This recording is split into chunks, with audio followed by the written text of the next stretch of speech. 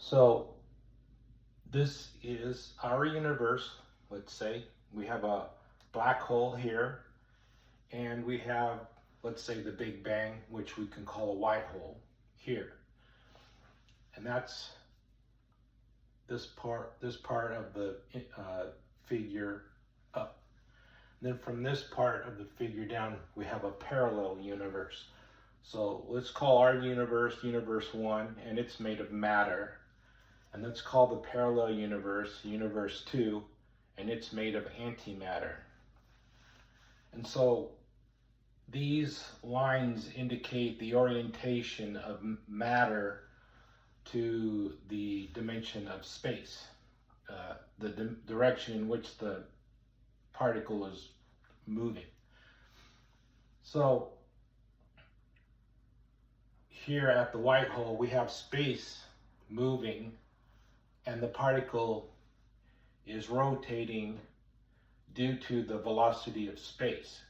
Because from this, let's call this dark matter.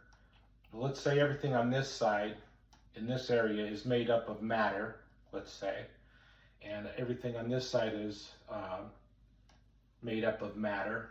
So matter is a combination of a linear velocity and an angular velocity. So one is like a straight line moving straight through space, and the other one is a spinning line that circulates inward.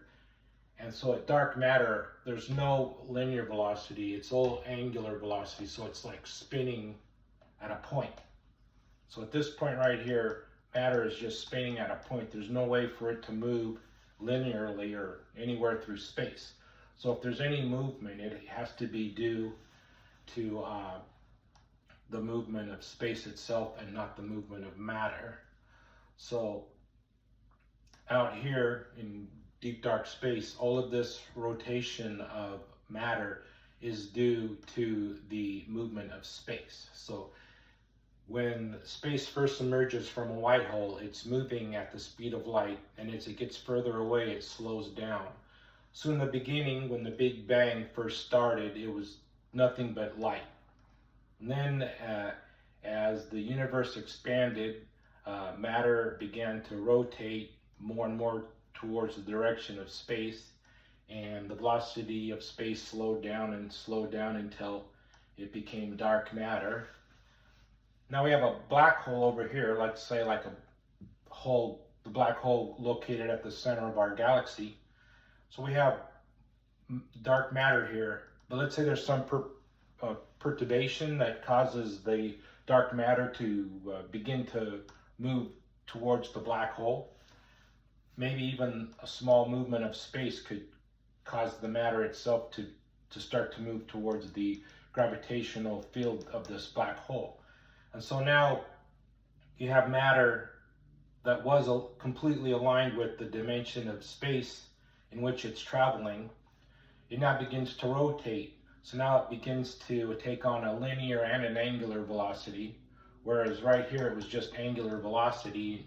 Now it's got some of its own velocity due to the gravitational field of the black hole. And so it begins to rotate in the direction of that it's traveling, more and more perpendicular to the dimension of space, until it reaches the speed of light. So space emerges from the white hole at the speed of light, slows down to a velocity of 0, and so matter begins to be created and becomes dark matter. Then gravitational field of the black hole causes dark matter to begin to move towards the black hole, where it begins to rotate and become more and more like that of light. And so these particles have a 1/2 spin up and down, and these particles have a 1/2 spin up and down.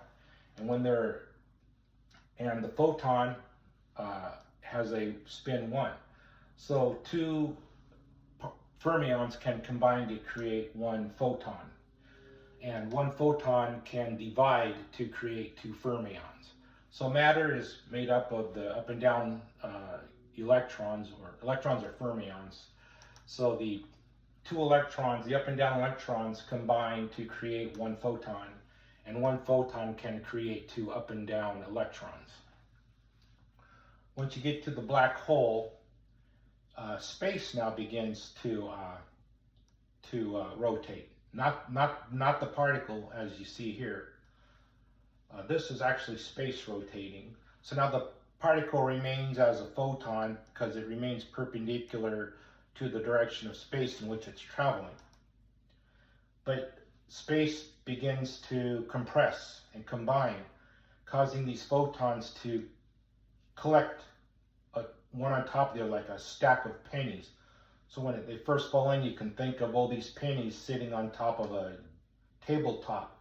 But as you fall further and further into the black hole towards the point of singularity, the pennies get pushed closer and closer together until they're all stacked on each other like a stack of pennies. And then you take two photons together and add them together, then you get the spin 2 of the graviton. So at the point of singularity, after you leave the event horizon of the black hole, fall into the point of singularity, when you reach the point of singularity, you now have a graviton with the spin 2. And over here, you have the graviton in the white hole splitting back into two photons, and then they travel into expanding space and emerge at the speed of light and become electrons. So you have the spin 2 of the graviton emerging, dividing into two spin 1s of the photons, which emerge from the white hole and then divide into two spin 1 halves of the electrons, and then until they reach here at zero velocity and become dark matter. Then over here, you have the same thing. You have light combining together to create gravity. Then so the spin 2 of the electrons combine to create the spin 1 of the photon. They fall into the black hole. Space contracts until the photons are all stacked on each other and combine so that two of them can create one graviton at this point of singularity. As they fall through, now they're in the parallel universe area. So this is where they emerge from this point of singularity into the parallel universe as photons. So the graviton splits back into two photons. The two photons of the graviton split back into individual photons as they emerge from this rotated space, which is space this way is time. Space this way is the space in which the particle is moving. So the graviton splits back into photons, and then they emerge from a white hole in the parallel universe, emerge at the speed of light, and then the space carries the particles towards, causes them to go slower and slower as they create the point of, this would be anti-dark matter, or dark antimatter, I guess. So photons emerge with the spin 2, divide into spin 1 halves of antimatter, and then they continue to slow down until they reach a velocity of 0, which become dark antimatter. So you have, it's the same thing, you have the linear movement through space at this point, and angular momentum around a single point here, and then some combination of both on the either side. Then they become attracted by the black hole in the anti-universe galaxy. The antimatter gets attracted towards this black hole, and so the spin 1 halves of the antimatter combine to create the spin 1 of a photon. So let's make this a little more up and down. Spin 1 of a photon. The photon falls into the black hole, remains perpendicular to the space in which it's traveling, and when it reaches this point of singularity, the spin 1s of the photon combine to create the spin 2 of the graviton. Then they emerge from the parallel universe into our universe, continue, the graviton splits back into separate photons. The photons emerge from the white hole in our universe and emerge from there, and then they're traveling at the speed of light as photons. The photons begin to slow down more and more, become matter. It goes slower and slower until they get to this point where the velocity is 0, and that would be dark matter. And then the cycle continues. So you have this cyclic movement between our universe and a parallel universe, between black holes and white holes, where space causes movement and matter causes movement, space causes movement and antimatter causes movement. You have dark matter in the center and anti-dark matter in the center here. And so matter you can think of as being right-handed and antimatter as being left-handed. So you start here, comes out as light, rotates until it's parallel with space, continues to rotate until it becomes light again. Then space itself rotates, so not the particle. So it remains perpendicular to space within the black hole. Emerges from the black hole as white, but now it's antimatter. Continues to rotate until it's anti-dark matter.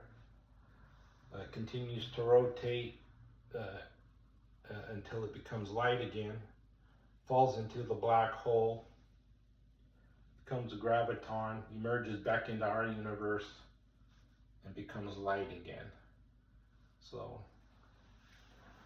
that would be the life cycle of our universe and a parallel universe.